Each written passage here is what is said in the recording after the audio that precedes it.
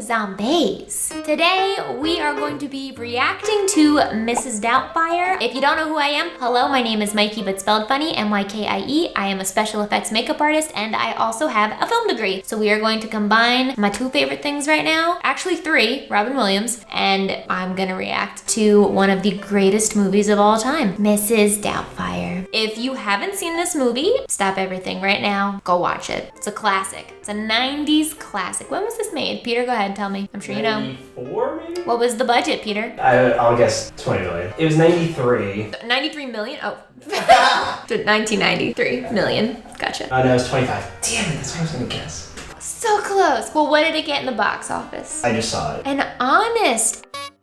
It grossed $441 million. Whoa! So it did well. Second highest grossing film of 1983. Oh my god. What was the first? Did Jurassic Park come out that year? Jurassic Park. Ooh. Was it Jurassic? Damn it, Peter. He's good. $914 million.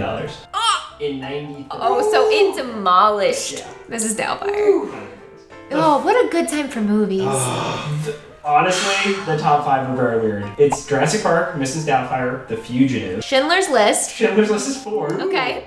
Sleepless in Seattle is 8, and Philadelphia is 9. Philadelphia was the other one I was gonna guess because this year, the Oscar nominations for Best Makeup were Mrs. Doubtfire, Schindler's List, and Philadelphia. Mrs. Doubtfire won. Yay! So this is an iconic film, not just for how well it did in the box office, but also because makeup-wise, it is an Oscar-winning film. The makeup was by Greg Kenham, V. Neal, who, you know, we love here. And I'm not gonna say this right, Yolanda Tusing. V. Neal was a redhead when she was accepting her Oscar for Best Makeup. So cool. Let's just begin. I'm going to watch through the movie and do a general reaction, but I'm going to focus mainly on the scenes in which we are looking at the makeup. I got my AirPods in, I'm ready to go. Some of you wanted me to recreate this look. I'm not even gonna try because as you'll see, it's a very complex makeup look. It's highly custom. Probably the closest I could ever get to recreating it is the witch from Sleepy Hollow, but it was a Robert Loggia version of Mrs. Doubtfire. If you wanna see the closest thing I can do, just go check out that video. It's a good video anyway. If I tried to do it with what I have here in 2020 pandemic land, I would probably end up looking like the baby from the worst rated IMDb movie. Stop trying to make me put you through that again. You guys think you want it, but you don't. I promise you don't. If you don't know what this movie is about, it is a lovely, wholesome family story about a dad that just loves his kids so much that he is willing to do all kinds of criminal shit to see them. It's very touching, very sweet. There's a film theory video that they did on Mrs. Doubtfire that's just racking up all of his crimes that he commits in this movie.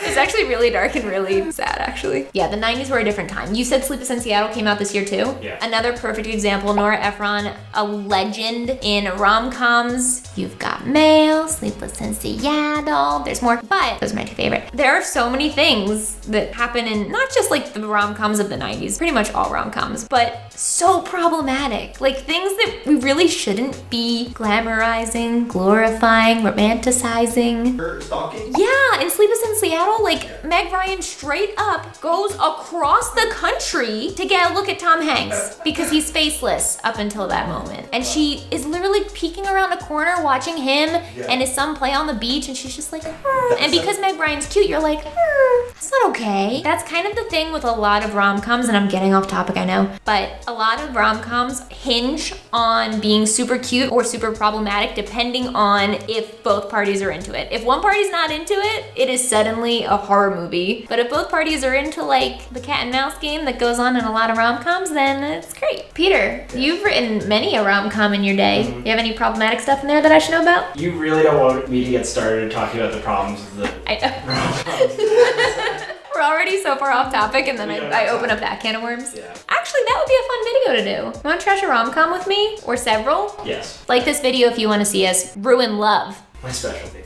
I wanted to show you my friend's tattoo. I want that tattoo. So, back to what I was saying. You know what? I'm gonna make you wait 1 second longer. Here's our message from our sponsor, Skillshare. Skillshare is an online learning community with thousands of inspiring classes for creative and curious people like you zombies. You can explore new skills, develop existing interests, and get lost in creativity. If you're uncertain about what's next, creative challenges and productivity classes can be a great way to help you structure your time and set up achievable goals. I do this myself. If you follow me on Insta, you know I started getting into hand lettering and calligraphy since quarantine as some structured self-care time. So the latest Skillshare class I've been taking is Introduction to Modern Brush Calligraphy by Kimberly Schrack. I highly recommend this class to anyone looking to improve their bullet journaling or just looking for a new hobby, because this has been so therapeutic and relaxing for me to get into, and Kim is such a great teacher. Skillshare offers membership with meaning. Connect with the support of fellow creatives and enter a community of encouragement, communication, and inspiration. If this is something that you think you'd be interested in, Skillshare is giving away 2 free months of premium membership to the first 1,000 people who click the link in the description box to help you explore your creativity. And after that, it's only around $10 a month. So whether you're looking to fend off boredom, focus on self-care through creativity, or join a similarly creative community, Skillshare is the place to keep you learning. Now back to our feature presentation. Where were we? Mrs. Doubtfire, not a romance movie by any means. In fact, it's an anti-love story because Robin Williams and his wife are separating because he's a sucky dad and family man, and he's irresponsible, self-sabotaging. He's basically a child. He's a grown-ass child. It's impossible not to like this movie because of Robin Williams. Everything he's ever been in is just a masterpiece in my mind. I'm highly biased. He reminds me a lot of my dad, but he was like everyone's dad. He was America's dad in the 90s. And he's so good in this that I think it's part of why he can get away with a lot of the highly problematic things that the character does in the movie, because he's just so lovely. But early on, we see him establish that he has very high morals, to the point that he'll walk out of a voiceover job and quit it because they're promoting smoking in a cartoon. Even though they're going to reassess his position in 3 months when they split up, he does not get the visitation rights more than 2 days a week. For now, he doesn't get to see them a lot because he doesn't have a job and he doesn't have a home. She's keeping the home, she's got the job, she's being mom of the year. He couldn't wait 3 months, which leads us to the premise of the film, in which he decides, because his brother is a special effects makeup artist, that he is going to dress up as an old woman, act as a nanny, make sure he gets the job, and then be with his children every day. Let's see how that works out for you, Robin. You might want to explain saving the cat. Oh, Peter, you're being a cinephile again. So the part where he quits his job with his high morals, that's saving the cat so that you like the character moving forward, so he could do all the bad stuff. Yeah, but even without that, it's Robin Williams, so he would have been fine. Certainly. Same reason Tom Hanks gets to be in You've Got Mail. Right, which... He's also problematic. Yeah, but it's Tom Hanks. Am I ever gonna get to the stuff I need to get to? I don't know. I've had this video idea on my list for a while, but then I saw that there's a documentary coming out about Robin Williams, but I'm pretty sure I'm just gonna bawl my eyes out to the entire way, and I feel like it'd be nice to reminisce in a happy way first, you know? I love this scene with Miranda. Miranda's the wife. Pierce Brosnan. Ooh. He's kind of like Cal Hockley. Billy Zane in Titanic. But with hair. I heard about how deep that crush went. Speaking of which, at some point in the near future, Peter is going to spend an entire video ruining all of my favorite movies for me by telling me facts about them that I never knew. It all started because he told me that Billy Zane is wearing a wig in Titanic. That's your spoiler for you. I want you to get roped in as much as I am, and it broke me at my core. So, we have a whole video lined up where he's gonna do more of that. Just want you to get hype. I'm not looking forward to it, but I hope someone is. I am. It's a little too quick, Peter. You can relax over there. Let's go back to Pierce smiling at me. Miranda's shook. I'm shook. This is not about makeup anymore. This is about love. I wish you guys were watching with me. If you guys want to like sit near me, feel free to. I got Pierce Brosnan right here. Good. At all times. I'm a disembodied voice. As soon as we cut, Peter scoots up to me and tells me about how he and his roommate were talking about how handsome Pierce Brosnan is the other day. Why don't you just admit it? Don't be ashamed. He's a handsome man. He's very handsome. He was James Bond. Was he? Yeah. I've never seen any. That handsome little... Sorry, I mostly know him from the GoldenEye N64 game, and his character on there, super hot. Super hot. We all agree then. Honestly, Robin Williams is kind of a fuckboy in the beginning of this movie, before there was such a thing. I like how I'm like, he reminds me of my dad. Only in the sense that when I was a kid, I knew that if I wanted something, I'd be more likely to get my dad to say yes. And in this film, he is also the one you go to when you as a child want to have all the fun shit. It seems like a lot of the movies that Robin Williams was in was either changed to fit him or was written for him, because they give him so many opportunities to do his character Rolodex. Right here, we see him calling Miranda as applicants to her nanny ad, so that by the time he now calls as Mrs. Doubtfire, she sounds lovely and she just has to meet her, and she's already, that's very manipulative. Robin. Daniel? You know what? It's not Robin. Robin would never. Exactly. It's Daniel. My name? Don't I give it to you, dear? Doubtfire. Doubtfire.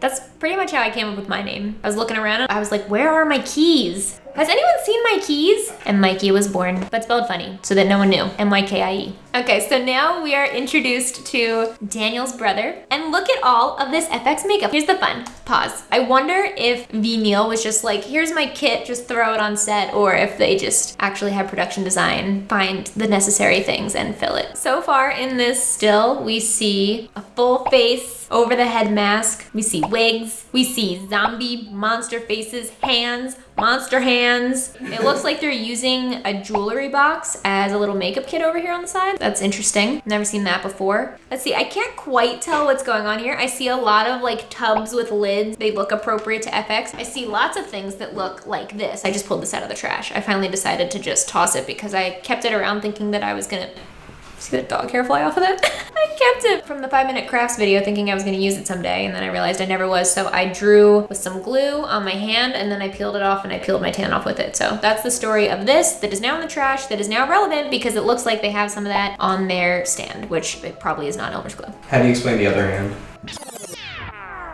Oh, I washed them. We're in a pandemic, Peter. It's like when kids tease you in school because they're like, you have deodorant on your shirt, and you have to go, at least I'm wearing it. Burn! So far, so good. Let's see what else we got. Here we see Robin getting to do more character impressions. Every night is like the Bay of Pigs. I think we have to go to the next level. Latex. Latex. Okay, so here we have a major comedy family movie talking about latex in special effects makeup, which is super cool. And the first character that we see is an old woman that doesn't end up being the one that he goes with. It looks too much like him still, but he clearly has foam latex prosthetics on his face and on his nose. This makeup looks amazing. It's great. It's super seamless. It's good that they make his brother like a very skillful, talented Hollywood level special effects makeup artist, because if they tried to sell him as anything else, it wouldn't fly, because this is obviously really, really, really good work. No, I feel like Bobby. This is not working. Yeah, no, this isn't working. But don't worry, it's a work in progress, and you're my brother. I will never let you be embarrassed. God bless you. I think we're gonna have to do the entire face. Like they said, it looks too much like him, so they have to do the whole face. I'm trying to see what else is on their desk. I can't really make out anything. But the creatures that they have in the top right of the frame are super cool. And I would like all of them. And I'm wondering if they're V. Neil's or Greg's. So that's also a foam latex nose to look more like Barbra Streisand. The blending's so good. As it would be. Oscar-winning makeup. I'm not gonna have anything negative to say. If you were looking for me to rip something apart, it's not gonna happen. Except for 90s rom-coms. But we'll gladly do that. Oh, I don't think I have the strength. All right. But I have some plaster.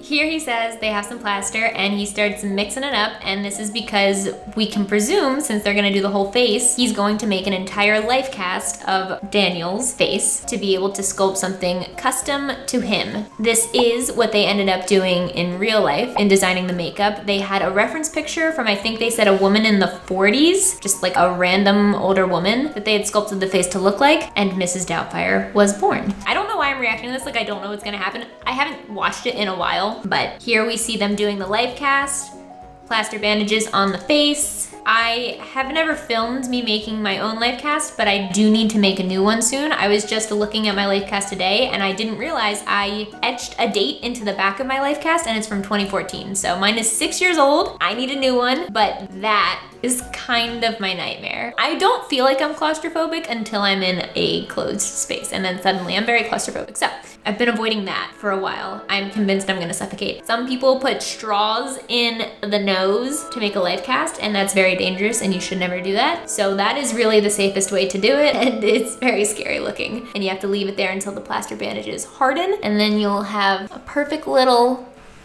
cast of your face. There's more to it than that. You gotta mix up some supplies to go inside the plaster, but it's a fun process. For really big movies that have full body prosthetics casts, like fake muscles and, you know, like the superhero movies and stuff like that, they do entire full body casts. And then there, we are looking at the negative of his mold and his face. And essentially, you make the negative, the concave version of your face. You'll fill it in with another kind of hard material. I mean, you guys have seen it probably. Unless you're new, in which case, hello, please subscribe. You fill it with a stone type material.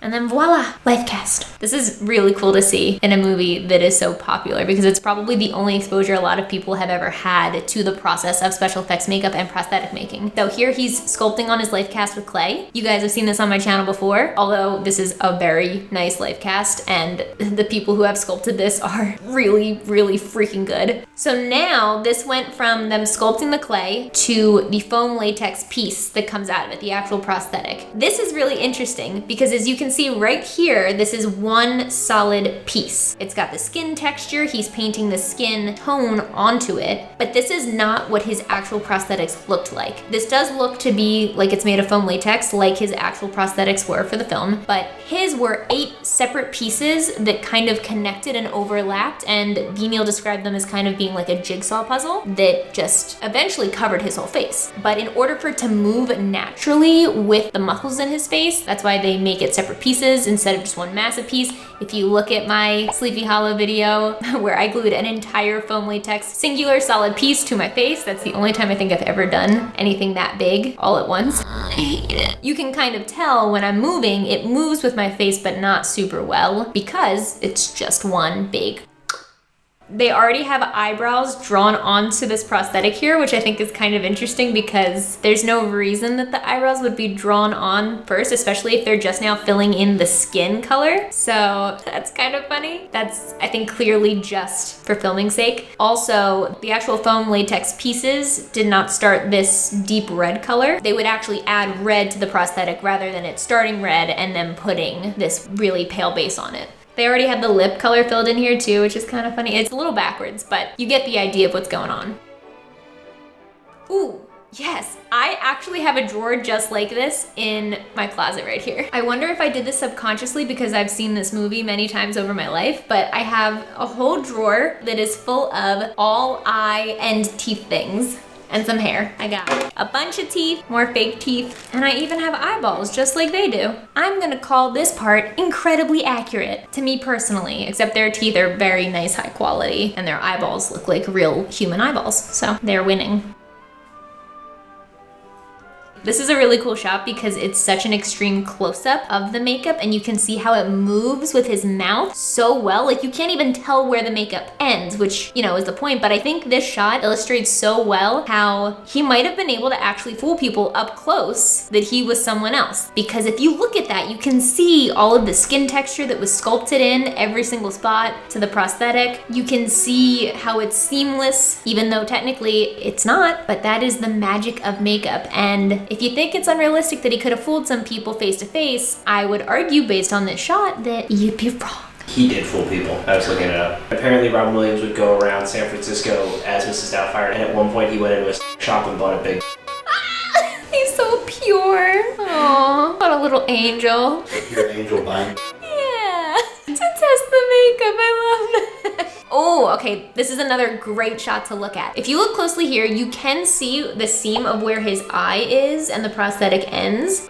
but I don't think you'd necessarily be able to see that if you're just speaking quickly and casually to someone, and it might have just been for this shot specifically to show that it is makeup and not someone else's face. You can also see here, I have the same exact glasses as this actually. And something I learned today watching behind the scenes footage is if you look very, very closely there, look at his eyebrow. What do you see? Longtime zombies might know what those are. Peter, do you know what that is? It's an eyebrow wig? It's an eyebrow wig. Yeah, they had little eyebrow wigs on his prosthetic so that he had kind of like the real hairs and they weren't drawn on, you know, like some people I know. Eyebrow wigs didn't go over very well for me, especially not in person. If you've seen the video, you know, but I'm glad it worked for him. Putting on very thick stockings to hide all of his leg hair, nice. Not that ladies have to shave their legs. A little kitten heel. I love how they all dance down out of frame for this shot. I think about that every time I see it, where I'm like, who does that to get out of the shot? So that is our first look into the makeup for Mrs. Doubtfire. I would say it seems pretty realistic to the process. The only thing that I think they skip over is there's some other materials that are used to make the life cast that they don't really show, like an alginate. But let's see what else we got. The makeup is great. You can see in this shot right here where he's looking to the side that this goes all the way around his neck and the wig goes over the edges of the prosthetic so you can't even tell where it begins and ends. I think I would buy that in person for sure. This is one of my favorite scenes for sure. I think everybody's. So this woman's here to check on him twice a week to make sure that everything's going okay because of the custody hearing. And he is in full old lady makeup. This is where we start to run into movie magic. So in the initial makeup scene, they show this prosthetic as all one piece. One, I think so that it's easy for the audience to understand, but also so that they can get away with scenes like this, where we're supposed to be able to believe that he's basically just pulling it on and off like a mask. The actual makeup application process would take 3 hours on a good day and up to 4.5 hours on what Robin Williams says was a bad day. So there's no way that he could pull it on and off quickly, easily, or have it look right when he did finally pull it back on. The actual prosthetics that are applied to him were glued all over his face. It was stuck to every single spot. It's not a mask, so it's not something that you could take on and off easily. This part is unbelievable to anyone who dabbles in FX. But for the story, you have to be able to tell it this way. The bodysuit. Robin Williams said that the bodysuit was a mix of spandex and like beanbag material. This stuff is so well glued on, including the wig. You would not get out of this quickly. I think V. Neil said in an interview that it would take them an hour to get him out of the makeup at the end of the day, to give you an idea of how unrealistic this back and forth is. There, obviously, he's just popping off the wig quickly. He's just peeling this off of his face. But this was not the actual prosthetic that he had on his face because he peels it off in one piece, and we know it was 8. He's got no glue, no residue on him. He's just pretty much clean with, like, hat hair, which would not be the case. So his prosthetic flies out the window, lands on the street in one solid thick piece. It doesn't have the same material as foam latex. It looks heavier and waxier. Huh, Norman Bates. He slaps his wig back on and he's gonna go try to retrieve his prosthetic because obviously he's otherwise.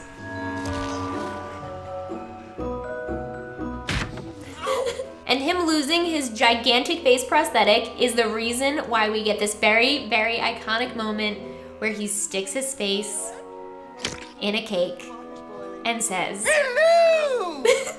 So good. Also not realistic dip in the cake, because if you did, you wouldn't have it selectively not right here, and it wouldn't be nice and even. It'd be a mess. Here we're coming up to a scene where Mrs. Doubtfire gets exposed. Literally.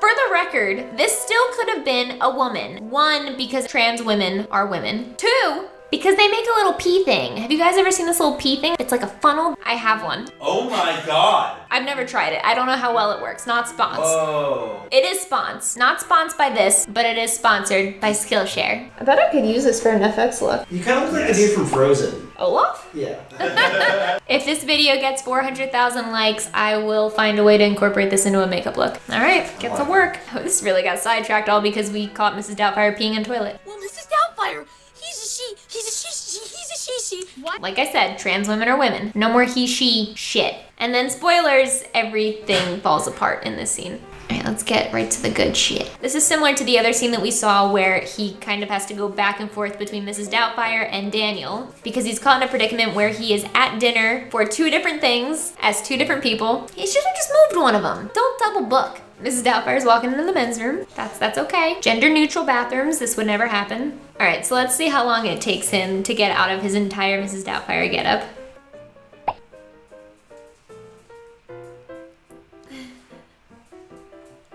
This is like me as a kid at dance recitals, changing backstage like a freaking speed changing artist. Oh my god, he had a whole dress shirt under that? That's gotta be so hot and uncomfortable. All right, so he's just popping off the wig, popping out the teeth, still has his face on, but now if you look at that, you can see why there's movie magic happening here. When he takes off the wig and all he has on left is the face, you can see instantly that that doesn't fit his face the same way that it did before. You can especially see it when he turns around, when it appears as though the only thing that was holding his face on was the wig, because now that the wig's off, he has this kind of like Leatherface vibe, and it doesn't look like Mrs. Doubtfire anymore. He actually looks less like Robin Williams here than he does when it's fully glued onto his face in the 8 different pieces. You can see too when he exclaims in his mouth, it's a little hard to see, but it wrinkles differently too because it's not fully glued down to his face like it actually was 10 seconds ago in the film. And that is why he's able to just peel it off like nothing happened, because it's not actually attached. He's just ready to go. It literally just cuts to him back transformed as Mrs. Doubtfire. They do not address at all how he gets back into the makeup because there's no way for him to actually do it. They could just roll up the mask and say, you know, that's all he did. But what you don't see is between that last scene of him as Daniel and cut now to Mrs. Doubtfire, what actually elapsed, if this were realistic, is a 3 to 4.5 hour makeup job. You understand. Let's see it fall off though. His fake FX teeth fall out that are just there to make him look unrecognizable, but he can just pass them off as dentures. Convenient.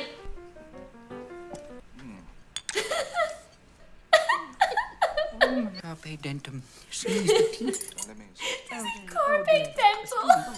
Seize the teeth, I think.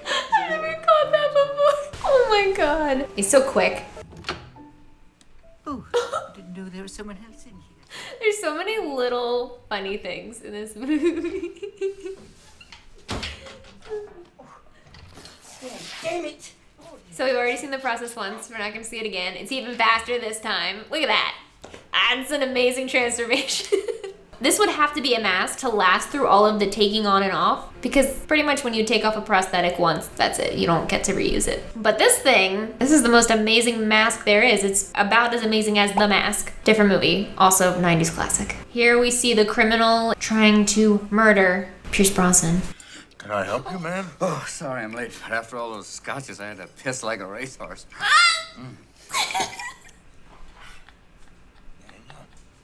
Yeah? In God's name, you're dressed like a woman. Like, look at that hairline. Look at the hair on that wig. It's so good.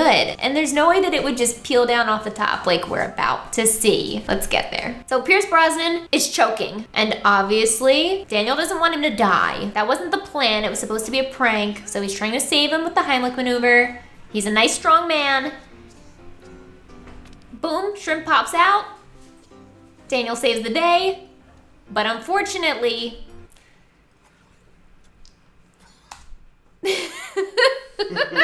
Daniel has been outed as being two-faced. If you look closely, you can see that the wig is no longer as impressive as it was just mere moments ago. His hair is underneath of it doing this whole thing, but I'm sure he had some kind of a bald cap or a wig cap underneath in actual makeup. And his face is just peeled down. You can see the inside of his prosthetic. You can't even really see the features on the prosthetic at all. It looks very much detached. There's no glue on his face whatsoever. It's a nice, clean, just peeling like a banana peel. The jig is up. You guys have seen me peel some prosthetics off my face in the past, so I think that you know they don't come off that easy. If only they did, I would have avoided a lot of pain in my life. There's just no way that something could sit and fit and move so closely to your actual face if it wasn't glued down very well. Unrealistic, but forgivable because it's the only way to tell this story. It is the movie magic that's happening, and we can look past it.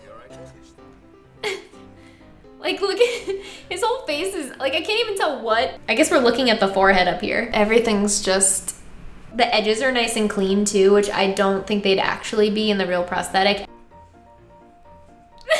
That's the shot. That's probably still the actual wig because the hairline does still look good there. It's just obviously not applied the same way that it would be for other scenes. Ready? Yeah, he just peels it right off. That looks like it's still made of foam latex, the same thing that he actually ends up wearing. Happy birthday. Don't touch me. If Ripley were a person, I have to go. We have to leave now. I have to leave. We have to leave now. my dad would always say that. As a kid, he'd go, I have to go. And I'm pretty sure he was quoting this. And now his face is just hanging off the front of him like a bib. Great look. And then the incredible part after this is all he had to do was wait 3 months for them to reassess the situation. If he had secured a job and a home, which he did, he does eventually do both. But in that process of securing a job and a home and also not being able to wait to see his children, he has done all kinds of messed up shit. He is no longer trusted, and now he's in more trouble for not just waiting. Which is the moral of the story, kids. If you can't do it without getting caught, don't do it at all. Just kidding, don't. This is not an encouragement to commit crimes or identity theft or attempted murder. But at least it worked out. He gets to be Mrs. Doubtfire again on the children's show that he got the gig for because he sat down at a dinner table with that man as the wrong person. Silver lining, he still gets to be Mrs. Doubtfire. Shouldn't he be in jail though? Probably. But he's Robin Williams, he can get away with anything. So I reached out to V. Neal today when I realized that she had worked on this movie, and I told her how cool it was that they had won an Oscar for it, how cool it was that she got to work on Robin Williams. What she said about him was he was kind and extremely generous. You couldn't have asked for a nicer human being to work with. He was very respectful of his makeup and always very careful not to damage it during shooting. He was always in a good mood, so he was a pleasure to work with. I miss him terribly. And when I tell you how much that makes me want to cry, a lot. But this is such an iconic movie for makeup, not just because it has amazing makeup, but because it brings makeup into a part of the story in a way that we don't usually see special effects. So for that reason and many others, I love it. That is my reaction to Mrs. Doubtfire. If you do decide to watch it, I highly recommend it, but watch it through the lens of it being in the 90s, and I guess that's all you can really say about it. It holds up pretty well, maybe not. It's very special. Despite its fudging for movie magic, it's still a really entertaining story, and Robin Williams is so amazing in it. He's magnetic and so charming, and it's hard to not want to watch him, so highly recommend just for him. And for those of you who are upset that I didn't do Mrs. Doubtfire, I think there's one way I can make up for it, but only one. Hello! Did you drip on yourself? Apparently. Yeah, Ripley found it. It's melting so fast. Okay, that's this week's video. Thanks for watching. Let me know in the comments down below if you want to see me react to any other makeup from any other films. And otherwise, I will see you guys next week. Bye. He doesn't even want to look at me. Yeah, they both are looking at you like, it's so weird.